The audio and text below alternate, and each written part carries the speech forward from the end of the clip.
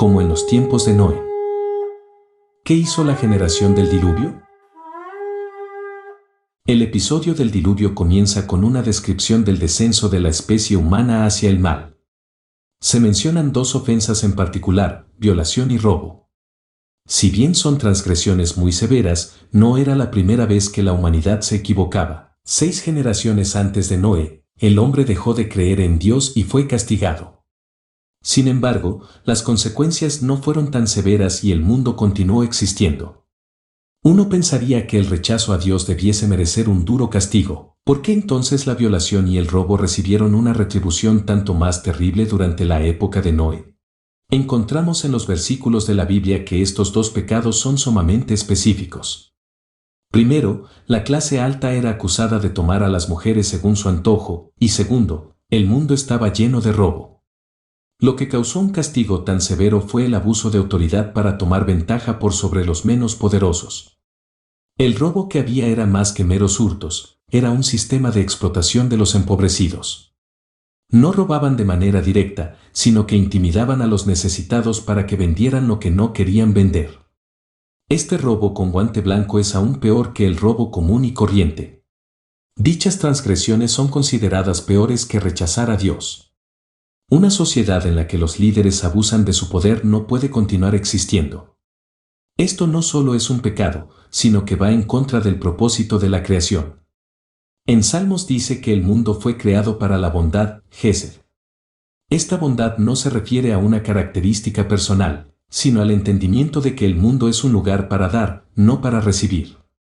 El hombre fue puesto en este mundo para que contribuya a la sociedad, no para que acumule bienes y riqueza.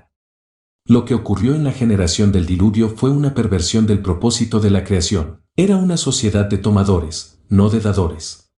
El rechazo a Dios no genera consecuencias tan severas como estas porque aún existe la capacidad de volver a aceptarlo. Por otro lado, el abuso de autoridad y poder es más difícil de abandonar. Sabemos que quien no acepta guianza y recomendaciones no volverá. La razón es que la capacidad para escuchar la opinión de otra persona es el prerequisito para el cambio.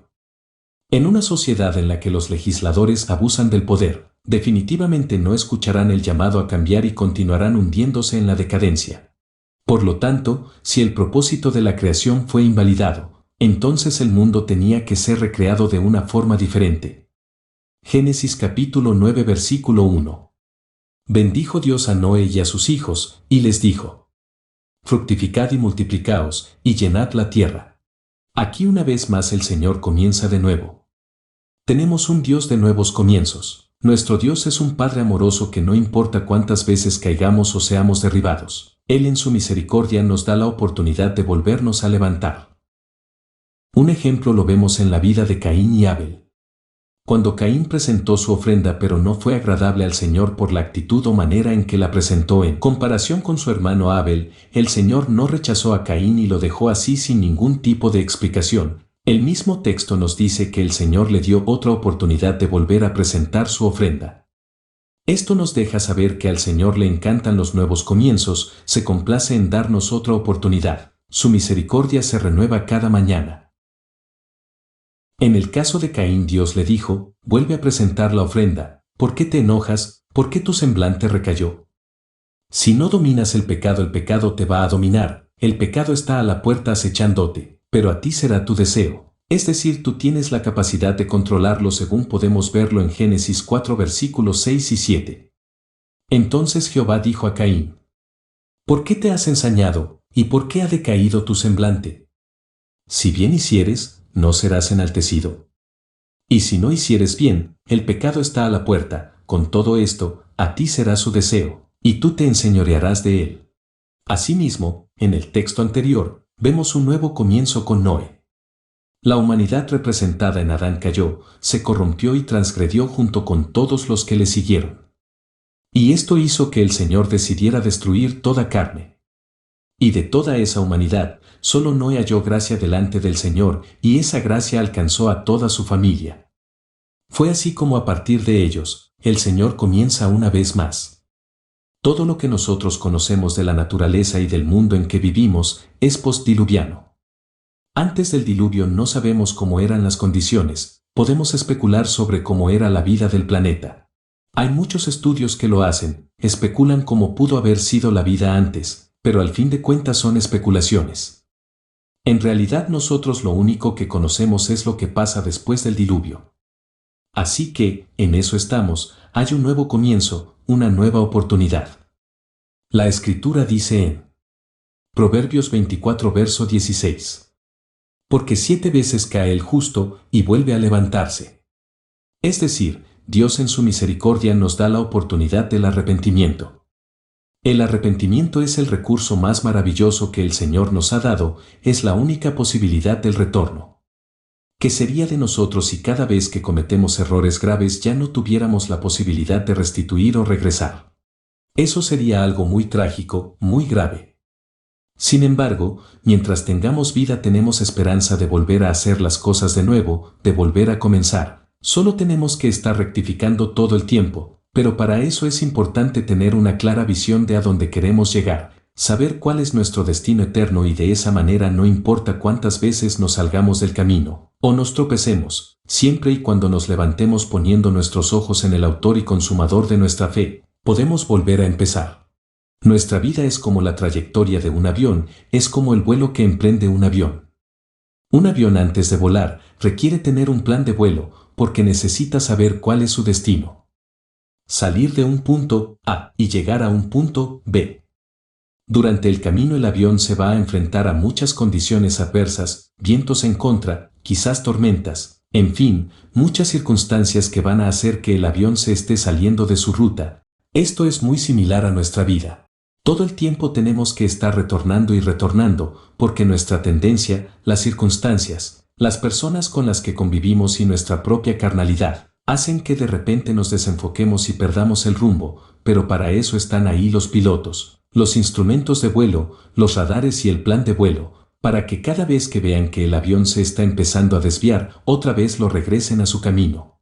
De la misma manera, cada vez que nosotros empezamos a desviarnos del camino, simplemente necesitamos saber a dónde queremos llegar, como aquellos hombres del capítulo 11 de la carta a los Hebreos, que aunque no recibieron todas las cosas prometidas o esperadas en la tierra, de todas maneras ellos perseveraron, siguieron con su mirada puesta en el invisible, sabiendo que aquel que les llamó para una esperanza eterna, para una eternidad.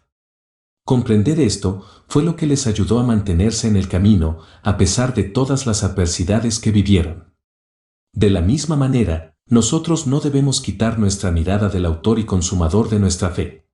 Igualmente, esto está relacionado con mantenernos enfocados en Yeshua, Jesús, como nuestro Maestro, como nuestro Rabino y como nuestro Mesías, el Rey de Israel. Él es al que tenemos que aspirar a llegar, a imitar, Él es primogénito entre muchos hermanos. Ser el primogénito quiere decir que Él es quien va a transmitir la fe a sus hermanos. Arrepintámonos, comencemos de nuevo, practicando la fe que verdaderamente Jesús, Yeshua, nos enseñó. La fe que él mismo practicaba. Noé representa una segunda oportunidad para el ser humano. Después de 10 generaciones, a partir de la época de Adán y Eva, Dios decide destruir la humanidad, empezar de nuevo y poblar la tierra con la simiente de Noé. Esta decisión se debió al comportamiento inmoral del hombre que violó las leyes que el primer hombre había recibido. De acuerdo con la Biblia, Dios le había encomendado 6 normas básicas de conducta a la humanidad, a través de Adán, pero su descendencia se apartó rápidamente del cumplimiento de las mismas. El libertinaje se impuso, fueron violadas las leyes fundamentales contra la moral y se irrespetó la propiedad ajena. Dios seleccionó a Noé porque no se había contagiado del comportamiento de sus contemporáneos y demostró que era posible atenerse a una conducta diferente y ser fiel a la enseñanza de sus ancestros. Aunque la Torá califica a Noé como un tzadik, un hombre justo, algunos expositores consideran que esa denominación es relativa.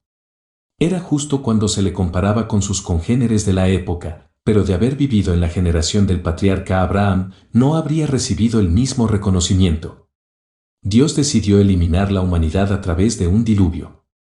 Llovería sostenidamente durante muchísimos días e incluso brotarían las aguas desde el interior del globo.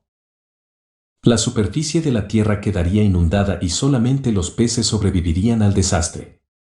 Para asegurar la continuidad del ser humano y del mundo animal, Dios le ordenó a Noé que construyese un arca de dimensiones considerables, para albergar allí una pareja de cada especie, con lo que se podría poblar nuevamente la tierra. De algunos animales logró reunir 7 parejas. La Torá especifica las dimensiones del arca, que era aproximadamente de unos 180 metros de largo, 30 metros de ancho y 18 metros de alto. Una embarcación enorme para la época. No obstante, se cuestionan estas dimensiones y se sugiere que eran totalmente inadecuadas para dar albergue a ejemplares de cada uno de los animales y aves. Especialmente cuando se considera que también era necesario cargar suficientes alimentos para un año. Las dimensiones del arca resultan insuficientes. ¿Qué hizo Noé para incluir ejemplares de cada una de las especies? Todo se debió a un milagro. Maravillosamente, el arca pudo incluir todos estos animales. Pero, si era necesario un milagro, ¿para qué se construyó una nave tan grande? Cualquier lancha habría sido suficiente, ya que todo dependía de un evento sobrenatural. Pero tomemos en cuenta que las dimensiones del arca tenían el propósito de atraer la curiosidad de la gente, que constantemente indagaba por qué se estaba construyendo. De esa manera, Noé podría prevenir a todos sobre el propósito divino de destruir el mundo, a menos que los hombres y las mujeres cambiaran su conducta inmoral. De acuerdo a la historia, Noé tardó 120 años en la construcción, tiempo suficiente para que cada ser humano pudiera percatarse del peligro que le acechaba por el incumplimiento de las leyes que Adán había recibido. El diluvio ocurrió porque la humanidad no respondió a las advertencias de Noé. Entonces, ¿por qué fue así? ¿Por qué no respondió la gente a las exhortaciones de este pregonero? Pero la actitud de la gente fue consecuencia de la falta de convencimiento de Noé, quien no creía realmente que la gente reaccionaría a sus advertencias. Por lo tanto, su planteamiento no fue efectivo. De antemano Noé pensó que sus intentos eran vanos. La falta de confianza de Noé en la posibilidad de arrepentimiento, su noción fatalista acerca de la imposibilidad de cambio en el comportamiento humano, fue un factor que condujo al desastre. De acuerdo con una interpretación tradicional, el arco iris que apareció en los cielos después del diluvio, como señal de un pacto de que Dios nunca repetiría un diluvio para exterminar a la humanidad, era también un mensaje dirigido a Noé. El arco iris aparece muchas veces después de una tormenta, cuando las nubes se interponen entre el sol y la superficie de la tierra y desatan su furia, a través de truenos y relámpagos. El arco iris es una demostración de que, incluso en los momentos de mayor oscuridad diurna, existe la posibilidad de que los rayos del sol penetren las nubes, para que el cielo se vea iluminado y a todo color. El arco iris fue una señal para Noé y su descendencia. Tal como la naturaleza puede cambiar de la oscuridad a la luz, no se debe menospreciar la capacidad del ser humano para regenerarse, para enrumbarse en un proceso de arrepentimiento, para el retorno a las raíces éticas de la fe.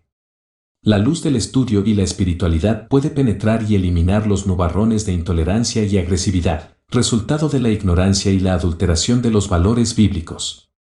Porque la Biblia es el camino.